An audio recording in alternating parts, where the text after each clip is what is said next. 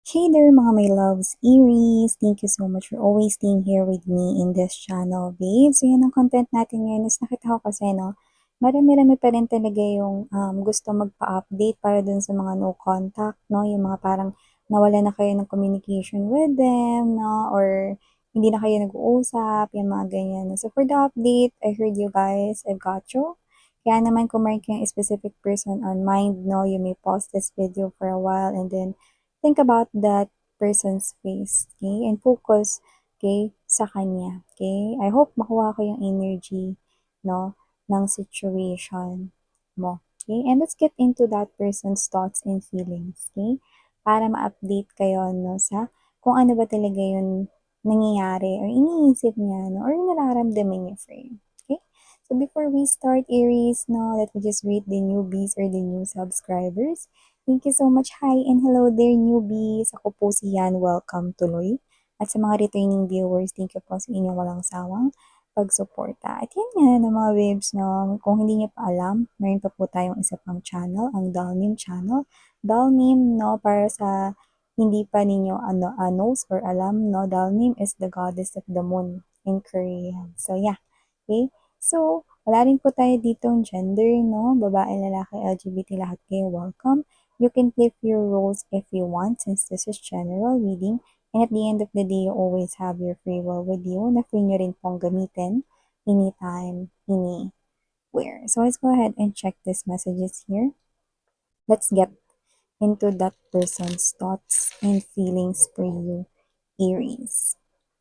Archangel Michael, thank you so much for being here with us, together with the beautiful angels and guides. Thank you. Can we get messages sa thoughts and feelings nitong person na wala na siyang contact with, sa person on your mind? Aries, kukuha tayo ng thoughts and feelings.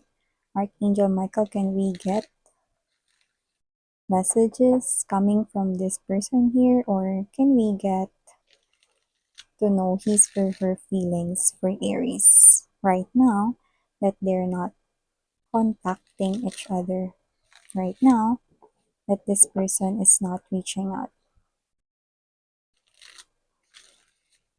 What does this person has in his or her thoughts? This is for Aries. Aries. Aries, nakita ko ng bintana, no? Nasarado. Hindi dahil nag-uulan, kundi maaring madalas na gustong mapag-isa, no? Nitong person na to, nakadil ninyo. Seven of Coins energy. The Nine of Wands. The Sun. The Page of Swords. The Five of Wands. Chariot. Knight of Pentacles energy. Four of Swords. Ten of Cups. Empress energy. Knight of Swords. Two of Pentacles.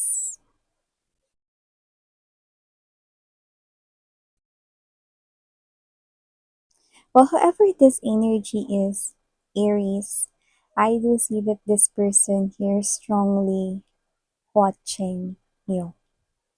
Page of Pentacles energy, I mean the Page of Swords energy, but I mentioned Page of Pentacles.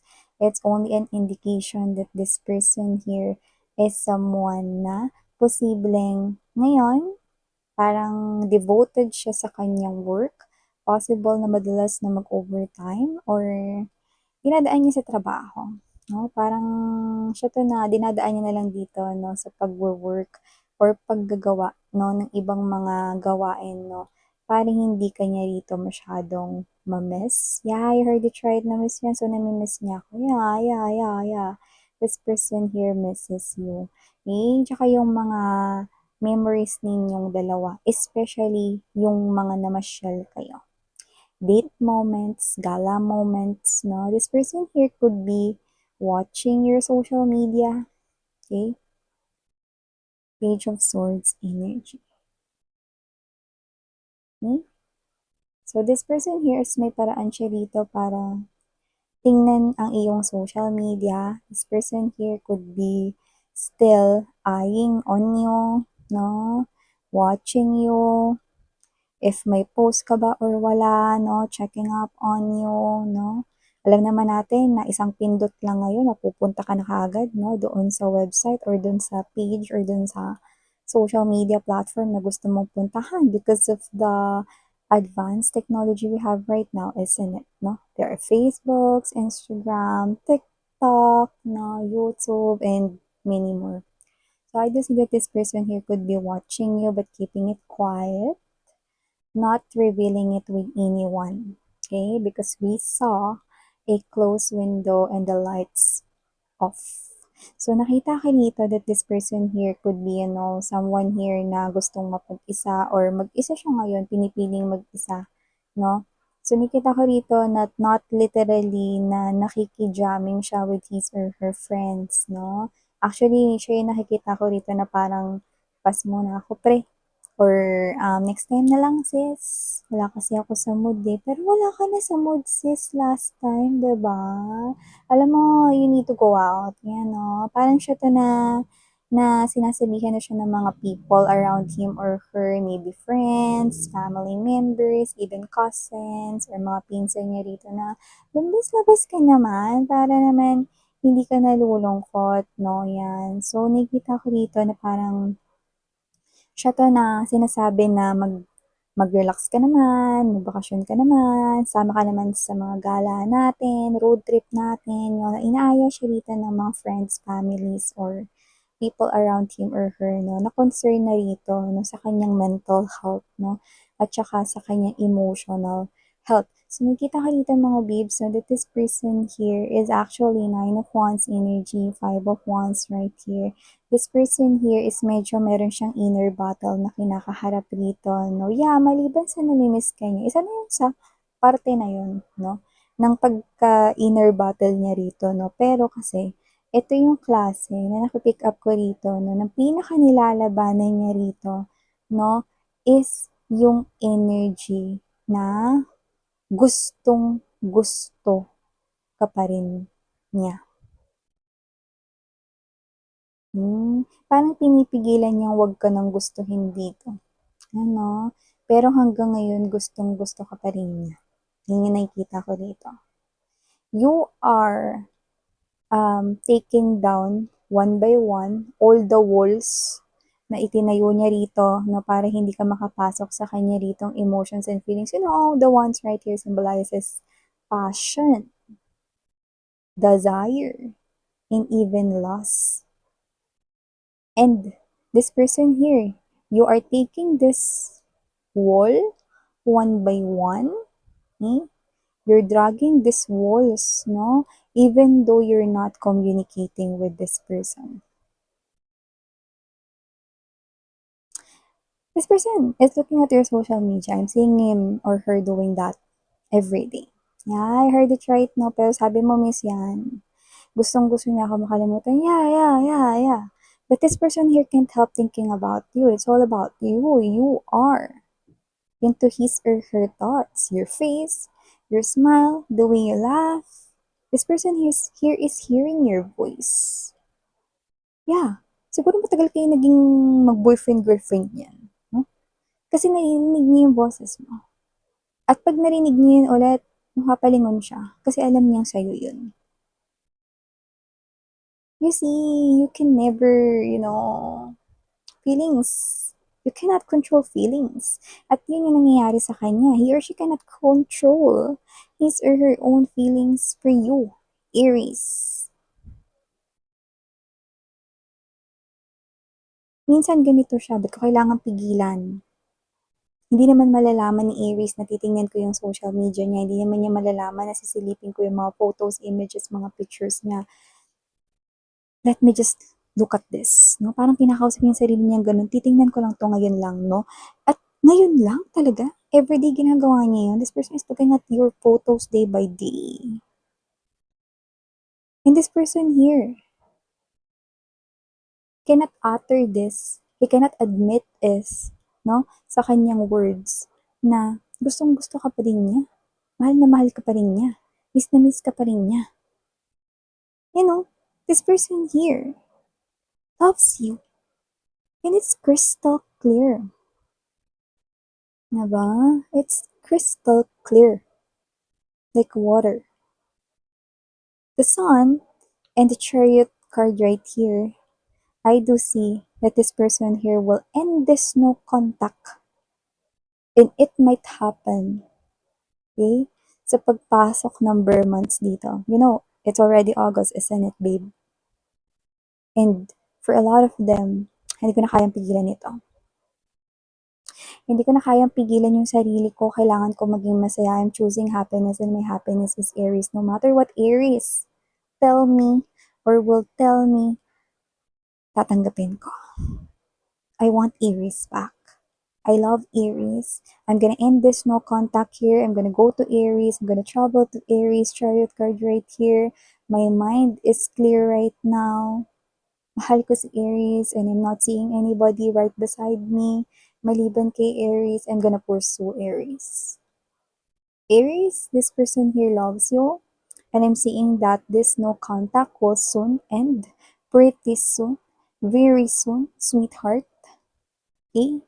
This 2024, this person's gonna come back to you. No matter kung nasan siyang lupalop ngayon ng earth, or kung nasan man siyang part ng world, it doesn't matter. This person traveling towards you, this person here loves you. This person sees you as the Empress. Hindi ko kayang talikuran ang taong ito dahil siya yung source of happiness ko. I'm going back for Aries. I'm coming back with Aries. I'm gonna rebuild this connection here with Aries. No matter how long, Aries, this person here is willing to wait for you. Knight of Pentacles energy, Four of Swords, up until mapatawad mo siya. If there's something wrong here that this person had done with you, or if there's something here that causes, issue or conflicts dito, no, this person don't care anymore. He or she really wants to go back with you. But I know it's up to you. It's your choice. Everybody has choice. And so you do. So kung sino man to Aries, I do see that this person here is someone na gagawa na ng movement anytime soon. So you need to prepare to see this person right here. You will see this person here looks haggard. The first time you're gonna see this person here after the long no contact. Okay? This person looks haggard or whatever, looks tired, no, baka malaki yung eye bag niya dito. And you're gonna see that. But this person here is stressed. Pero after seeing you will definitely feel na yung pagngiti niya sa'yo, naramdaman mo talagang masaya siyang nakita ka ulit. So yeah, expect some kind of bold movement right here. The Chariot card right here. This person will decide to go back to you. And this person here, nakikita ko dito, no, na ito ay sasagawa niya. Okay? Ngayon, no, na 2024, okay, this holiday season, these bare months, I'm seeing this person here cannot hold these feelings anymore for a little longer here. Kasi sasabog na siya dito. The Sun card energy. It's like I'm hearing this person here telling you guys, I miss Aries, miss yan, I miss Aries, I miss Aries so bad that I can be able na ipagpalit ang kahit na anong meron ako ngayon just to go back with Aries. I know what I did is hindi ko na yun mababago dahil nangyari na yun. But I'm gonna make sure that I'll do everything na sasabihin ni Aries sa akin Yan. So, nakikita kong hindi yan sasayangin yung chance na ito sa'yo, Aries, no? Kung pagbibigyan mo siya, pero syempre, hindi naman ako ikaw. Nasa iyo pa rin, no? Ang desisyon kung patutuyin mo siyang muli sa puso mo, sa buhay mo. Okay? Yeah, it's getting hot in here. Ganun. Ba't ganun? Kasi this person here is on fire. Yan, mga babes, no? On fire. Maybe you're dealing here with a fire sign as well. But kahit anong zodiac sign nakadeal mo, Aries, no? It's okay. Kaya ako sinabi yon, kaya natin narinig yung it's getting hot in here because this person here is on fire. Meaning to say, this person here, decided niya siyang gagawin. Gagawin niya talaga. Gagawin niya talaga. Okay? Magpakita at bumalik sa'yo. Okay? So yeah, these are all the messages we've got right here from this no contact situation mo sa taong ito, Aries. No, I hope nakatulong ito sa'yo, no, or nagbigay rito ng clear understanding about your situation. So thank you so much for giving me this opportunity to give you this answer. And yeah, feel free to comment down below, okay, your situation, okay? I love to hear it from you guys. So thank you so much everyone, Aries. And ako po ulit si Yan sa Harang Hail of the Night. Annyeong!